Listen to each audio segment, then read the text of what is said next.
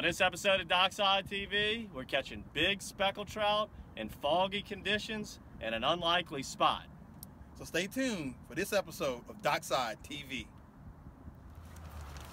I mean, look at the fog out here. Remember last year when we crushed them fish? Or that was like 2 or 3 years ago. 2 or 3 years ago. When the birds were diving all over in the corner. Awesome. Awesome. Way on the south end of the lake. Got the same conditions. Middle of December. I mean, hopefully we can find our way to the south end of the lake and be using the GPS to go straight. Let's see if we can make it happen. Yeah.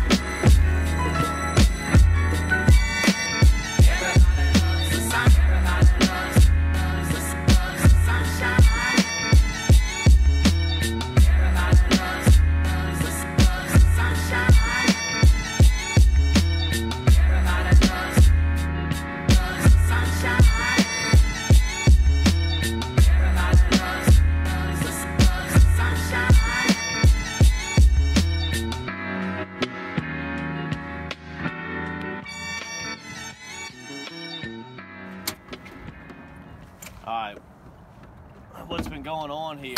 We're on the south end of the lake, like down Haynes Boulevard, in between the Trestle and Seabrook.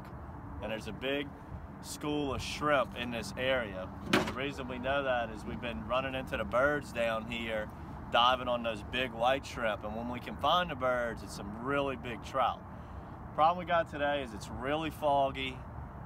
You're gonna have a better chance hearing the birds than seeing them, unless we can get this fog to lift. But where we found some fish here recently is on whatever structures we can find down the shoreline, which isn't much. It's pretty much a plain, empty shoreline all the way to Seabrook. We got some pilings right here that we caught some real big fish on yesterday. So, let's see if we can get some more. Look at his flash.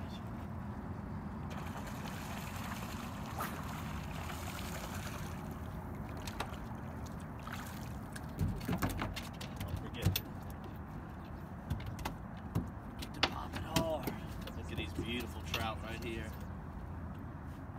The size of the fish that we catch in the Lake Pontchartrain in the winter time. This is just an average size. Whoop. Good 2.5 chunk. So let's get back in here and get some more. Look at it. Nice.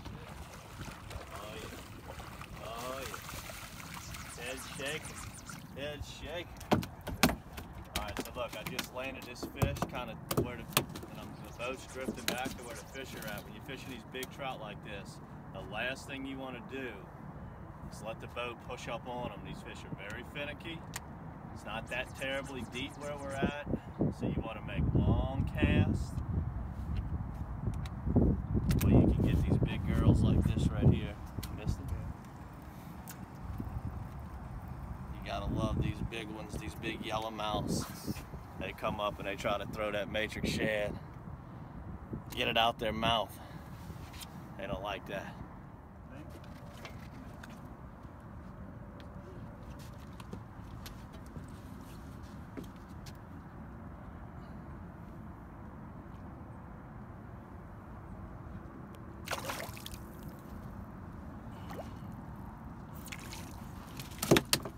I'm using that tiger bait this morning, and that really worked good yesterday too. I don't know if it's because how cloudy and foggy it is, they can see that contrast real well, but them big girls are definitely wanting it. Let me get this one in the well and I'll show you what we're fishing.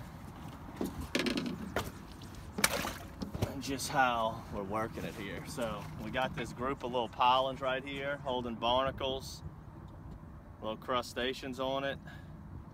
And there's not a ton of fish here, but the ones we're catching are really, really nice. And we even, we had one of our biggest ones yesterday. Caught one about 5 pounds. This is one of our biggest fish of the year, came off of here. What you always want to do when you're fishing big trout, especially if they choke it down, is check that last 6 inches of line. Always rub on that, make sure it's good, as if not, you're gonna want to retie. And I'm just throwing up to that. These pilings are about 7 foot deep, a little bit shallower than fishing the bridges. And I'm just popping it real hard. That way I'm jumping over the little nub pilings that you can't see under the water. If you just drag it, you have a better chance of snagging one of them pilings. And when you snag it, I mean, fishing these big trout like this in a secluded area, it's almost like crappie fishing. If you get snagged and you got to pop the line or whatever, you're going to disturb those fish in that little area. You want to be really, really, really quiet and very stealthy. Not getting a lot of bites in here, but we're not fishing for a lot of bites today. We're fishing for a big one. The ones we got so far, really nice, but we hadn't caught no monsters yet. I love to shake that head. Let's control them. What these fish are doing is they got different little groups of pilings, and once we find them ganged up on one pole, there's multiple fish on one pile. And look at that, beautiful. Look how clean that water is. Oh yeah, just solid chunks. Most of these look like female trout, and they're just chunky, healthy fish. Haven't bumped into any monsters yet, but we will take a dozen of these any day of the week. Like I was saying, is once we figure out what angle, look at these pilings here, what angle we need to present that cast, what side of the pilings that they're hanging out on. You know, they're not just on all 4 corners. You're gonna find that one little corner, that one little piling, and they're schooling up on there. It's a beautiful, healthy fish right here.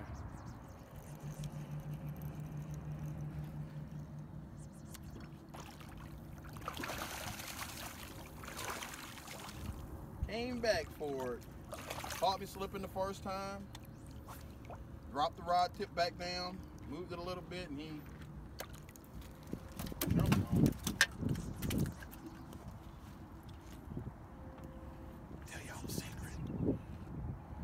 Chaz was beating me earlier. He was using a different kind of bait than I was. He didn't want to tell me. You always pay attention to who's catching the most fish and what they're using.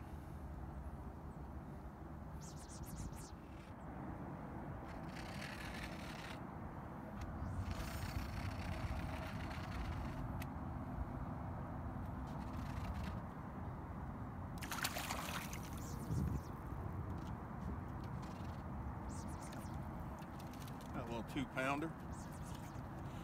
One thing, you know, another thing, you know, kind of same thing, you know, Chaz was talking about earlier. We're fishing the south end of the lake. You know, this time it's mid-November. I mean, actually mid-December. I apologize. And we're fishing in the lake. What generally will happen is a lot of the big white shrimp will get trapped on the south end of the lake. Fish on. Water's beautiful right now. And what'll happen is the white shrimp will get jammed in here. So when the white shrimp get jammed up in this area, you know, a lot of these big trout, big beautiful trout will kind of hang out around in this area. So it's another big fine trout. And like I said, we're not catching numbers. We're not looking for numbers. We're looking for size, quality over quantity. They choking that tiger bait down. That's been the bait of choice this week. It's really been out producing the other ones, and they are eating it up. But yeah, we're looking for this one's grandmother here. Yeah. This is a solid 17 incher. He's probably got a 18, 19 incher. These are beautiful fish, but we're looking for one just a little bit bigger. When we're fishing in the wintertime like this, you know, speckled trout fishermen kind of get it in their head that December, January, you want to crawl the bait, you know, like a worm or whatever, because the water's cold. That's definitely not always the case. Now, do we crawl it? Sure, sometimes. But what's the high today, you said? Almost 80. Almost 80 degrees. Now the water temperature is probably, well, we can look at it right now actually. 53.7, which is cold. Which is really cold, but anything over 50, 52, when I'm grabbing these fish right now, they're not really cold, they're not freezing. A lot of times when they are real cold, you'll see a lot of lesions on their belly, like they're sitting on the bottom. And as you can see, look how hard Chris and I are popping this lure. And it's not that we're popping it to get like trigger a reaction strike or anything, and maybe that is working, but really the thing is it jumps the lure up off the bottom. That way you're getting them suspended fish too. We really like popping that bait hard. Now if it gets really, really cold, we will crawl it some, and we try different, oh, that's a good one. We try different jigging techniques every day we get out here, but once one of us gets on a good bite, we ask each other, hey, how are you popping? Are you popping it hard? Are you popping it light? Sometimes we'll just let it get to the bottom and reel it in. Fishing for these big fish like this, it's particular. You know, you don't just cast and hope for the best. There's a method behind it, and every day is different. Got a nice little well going on here, and some of these, whichever ones we got that are living real good in a little bit, we're gonna go ahead and pop them with one of our matrix shad tags, and hopefully somebody recaptures them and wins a prize. Shad's just talked about in, you know, November, December, January, and February is weather patterns. Every now and then, I mean, you know, the old saying in Louisiana, if you don't like the weather in Louisiana, wait a couple of days, it'll change. And generally what we find is that when in January, December, late December, January, you'll get a different weather pattern where, you know, you'll come off of a front and then the temperatures will jump back up into the 70s, mid 70s or 80s, right? You need to take, as fishermen, you need to take advantage of that, because what will happen is, you know, the water temperature just rise just a little bit, just enough to get those fish active, get the shrimp moving again, get the fin fish moving again, and those fish will get active. So you'll get it for 2 or 3 days in between a front. So once you get that opportunity in between a front, then you need to make the best of it, because you will catch some fish. They're going to be big, you know, nice, beautiful fish. You're not going to catch a lot, but the ones you catch are going to be some nice quality trout. So we can put another one in the box. Look at that bad boy. Good, solid fish. You don't want to lip this one. Look how he just chowed down on that matrix. Look at them fangs on him. You don't want to lip this bad boy. It's a beautiful fish. Like I said, we were talking earlier, you know, quality over quantity. Look at the fish. Look at the back on that fish. He's a beautiful fish, beautiful color, good purple on the tail. That means they're up and feeding. Good, healthy fish. The lake is alive and healthy. You know, and these fish are trying to gorge up for the winter. Good girth on this fish. Big, beautiful fish.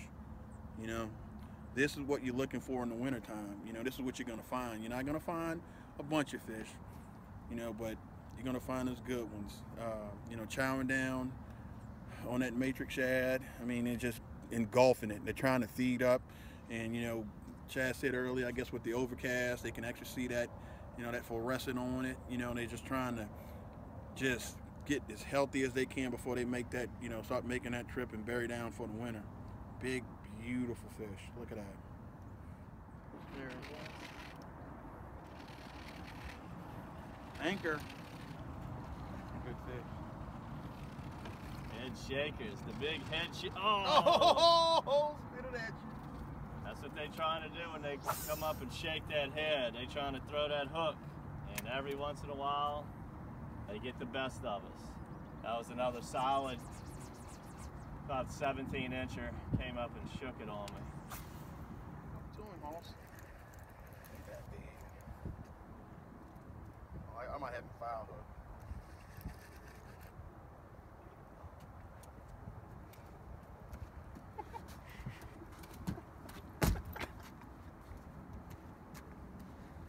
one that got away.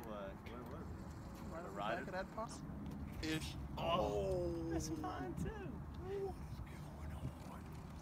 What's going on? Wait a minute. Hold on. What is going on here? That's three fish on 2 casts, and we haven't caught one. Oh my gosh. Starting stroking.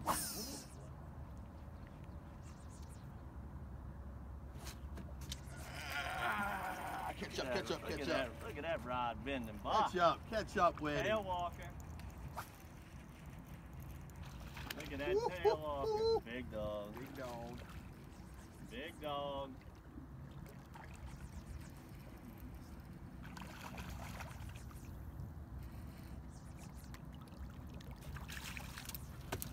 All right, so we probably just had about 10 bites. Probably hooked 4 or 5 of those fish, and we only caught one. But if you gotta catch one, Bubba, you might as well catch one like that. That's a solid fish, another solid fish. Chad's up there missing. I'm swatting mosquitoes. He's swatting mosquitoes. Yeah. Get his jig on him right. A few lesions on him, and that's typical this time of the year. With the cold weather, you know, these fish, when it warms up, we were just talking about it, when it warms up a couple of degrees, those fish will move up out of that mud, out of the water column, start to feed, so you'll see a few lesions on them. But other than that, this is a beautiful, healthy fish. Watch this right here. I'm going to catch one in this cast. I'm not missing him this time. We got him dialed in behind these pilings right here. Don't believe. Every time I come through there, I get hit. Love to hear that. Come on. Where you at? Don't make a liar out of me. I don't know if that was a bite. That was another mosquito.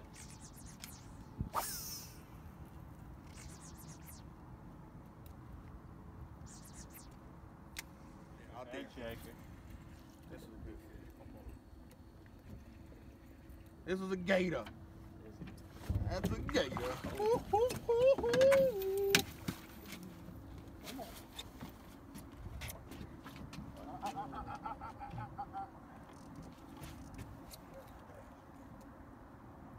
Not today.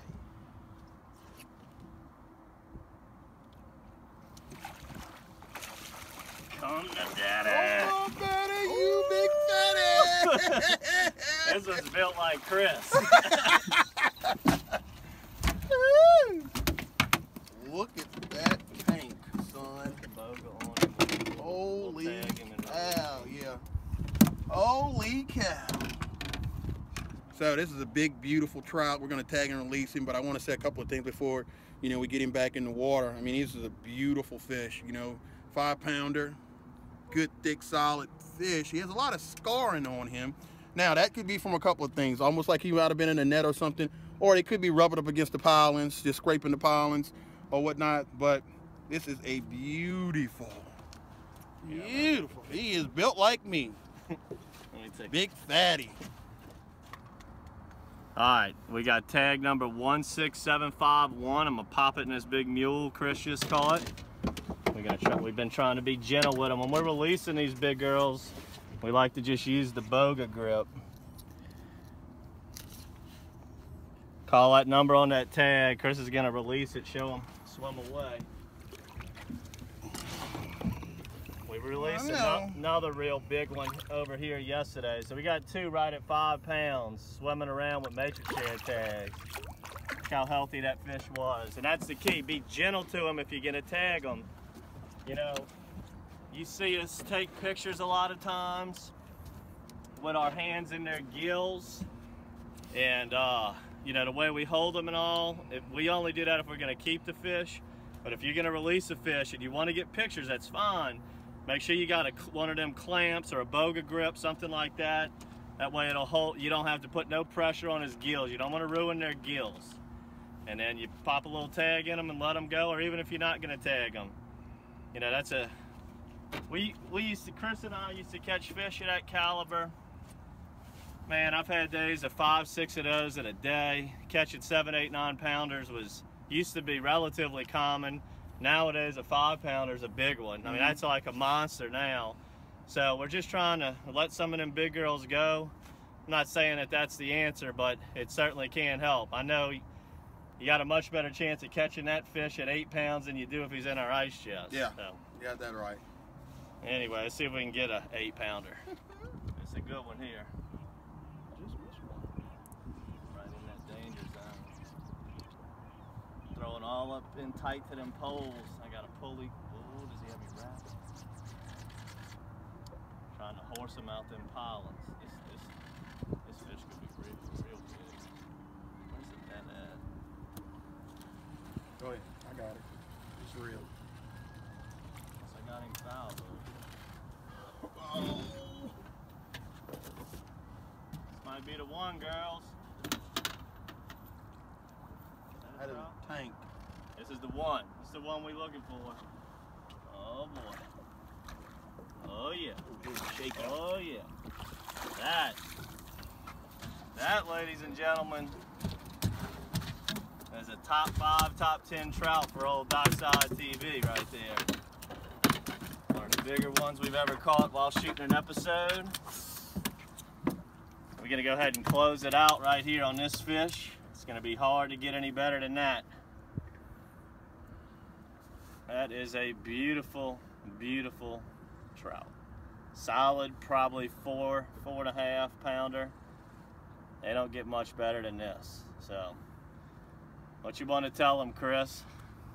For all future episodes and anything up to date that's happening in and around the lake, make sure you visit DockSideTV.com. And just remember, if you haven't seen it here first, you saw it somewhere else last.